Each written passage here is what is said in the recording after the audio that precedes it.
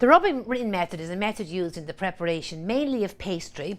It's also used for crumbles and some cake recipes, some traditional Irish cake recipes actually. So for the rubbing in method, you put your flour into a mixing bowl. To that you add your butter or your margarine.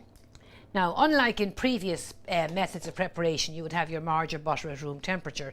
It's better, particularly for pastry, that you have your margarine or butter that bit cooler. Take it from the fridge if possible. Next trick is to use the tips of your fingers, because the whole idea here is to keep everything as cool as possible, particularly making pastry. So use the tips of your fingers to rub the margarine or butter through, lifting the mixture as you do. You see the way I'm lifting it here? This is to introduce air to the ingredients. And air is very important, not alone to give you a lighter result after baking. Air is also a very important raising agent. In fact, air is the only raising agent used in pastry, for example. Now, for pastry, because you need to have everything as cold as possible, you should only have flour on the tips of your fingers as you see there, not your hands covered in flour.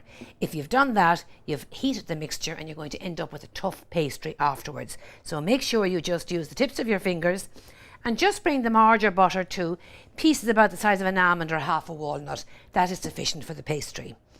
On the other hand, if you're doing a rubbing in method, for example, for a fruit crumble, I would spend slightly longer, again with the tips of my fingers, but spend longer rubbing the margarine or the butter through until the mixture resembles fine breadcrumbs.